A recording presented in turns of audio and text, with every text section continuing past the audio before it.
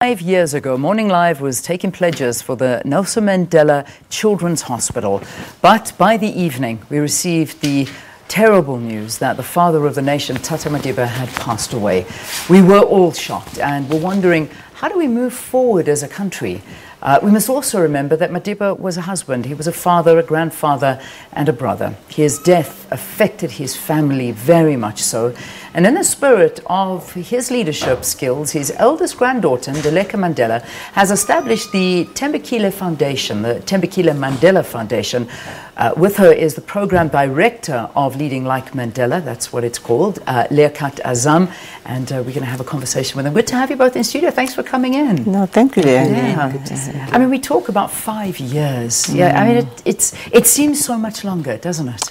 It does, and yet it's still like yesterday. Yeah, Yeah. it really is. I mean, Yeah. and I know that it was sort of in the memory of both your father and your grandfather that you felt you needed to also launch a foundation. Yes. So it wasn't launched this year. I mean, you launched it a while ago, Yes. the Thembekile Mandela Foundation. That's Tell correct. us about this.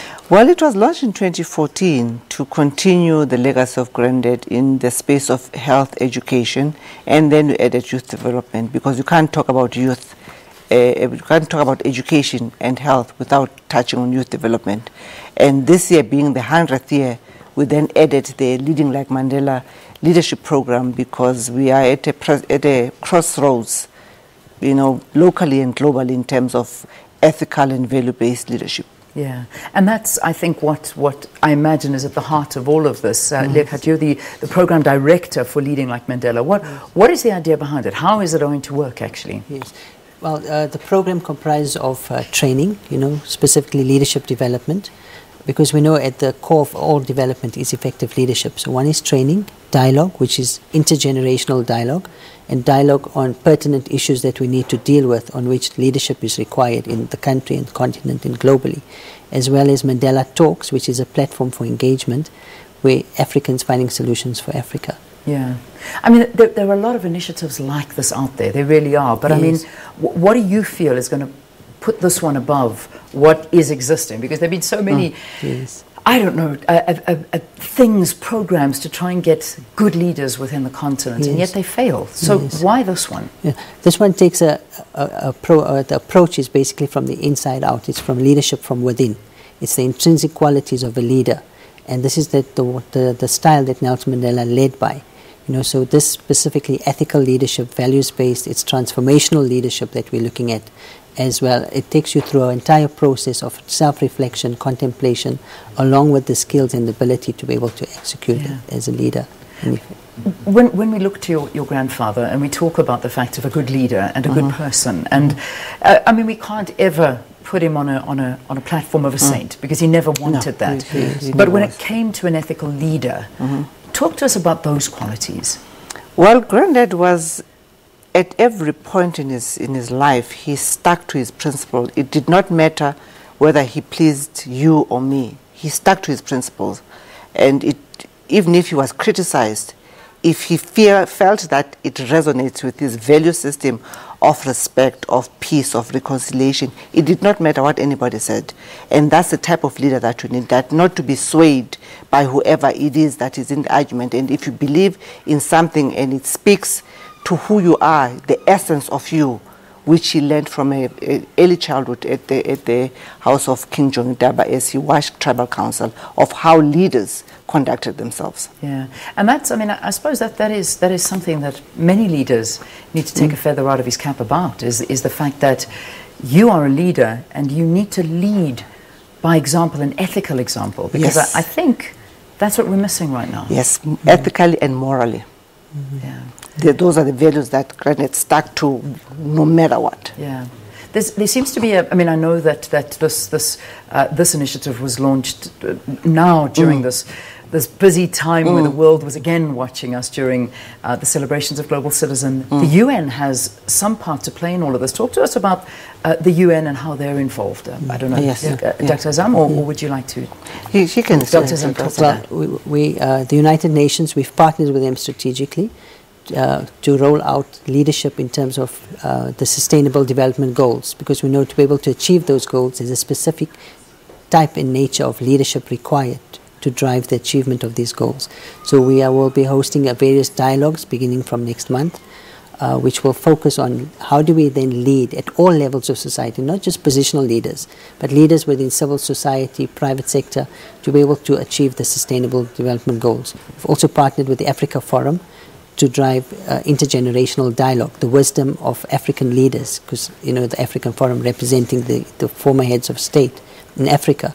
How do we then draw on the wisdom and experience and impart that to the youth who have the energy to drive this forward, as well as the National School of Government being our service, training service provider for government.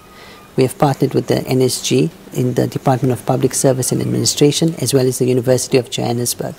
So it takes a very holistic overall approach to how do we then target very specific locally across the continent and then globally with the UN. Fantastic. I mean, I think it's needed. There certainly is a gap for something like this, and it's a big adjustment for a lot of people to sort of look at that and say, well, how do we look inside to become a good leader? It's through meditation. If you look at Granddad, I mean, he found, if you remember Granddad, prior his imprisonment, he was militant, and prison, the silence of prison, which gave him the time to meditate, was able to shift the mind into the person that he became, a reconciliator, and finding the need to sit around the table and dialogue. And that he found through tapping into the strength that lay within and through silence and meditation. That's how you can tap into that, because ideas and God does not speak in noise. He speaks in silence. And and the point of self-awareness, to add on to what Ndileka is saying, is that for you to understand what are your values, your core beliefs that drive you, you need self-awareness by knowing thyself. Because in self, you understand what drives me in terms of my values, what is important to me. How do I then lead self? By discipline measures, practices such as meditation, contemplation, reflection, which is what we take our delegates through in this training. Something quite important, and it's something that's spoken about quite often, is the commercialization of the brand of Mandela. And I'm sure as a family member of the Mandela family, there's a huge risk of something like this happening, because wherever you look, there are posters, there are quotes, there are T-shirts, but fundamentally it's to remember who he was and what he stood for. Yes. And this I can imagine is a challenge. How do you go about doing something like that and stop this commercialization? Well, for me, what's important is that, yes, you can, I don't want to use the word exploit, but you can leverage off the legacy of Granddad, provided you stick to his value system and moral values. Because then if you just speak to the commercialization without taking those into cognizance, then you veer away from who he was. You're just going for money, money, money. And if you go for that, perhaps you sell T-shirts, there should be some social responsibility attached to that commercialization. How do you then address that? Do you donate some of the proceeds to fund things that spoke to the value system of Nelson Mandela, or do you just do it for the sake of money? So I don't have a problem per se, but having said that, it needs to speak to the values of my grandfather. And this is really what that's all about. Yes. Is finding the leader within you, as was in your grandfather, in the name of his son. And I mean, the story of your dad is a story that I'm not sure, South Africans know too much about. I mean, I'm writing a book. Are you writing a book? Yeah, it will be out in November next year. Fantastic. And the big chunk of that is not only my dad, it's Evelyn. Evelyn is hardly ever spoken about, and yet the sum total of what you see sitting in front of you today and in front of million viewers is what Evelyn crafted. The value system that she instilled in me is Evelyn, because Nelson Mandela was in prison. He couldn't influence how I think, how I make decisions. Evelyn did. So the big part of that book is Evelyn and Thembekile. Cannot wait to read it. That is a brilliant thing. I'm so glad. Thank you for talking to us. Thanks for coming in and talking to us about this Leading Like Mandela. It's part of the Thembekile Mandela Foundation. It's one of their programs that they're going to embark on. I imagine it's all on the website, Thembekile? Yes. Mandela Foundation. Mandela Foundation.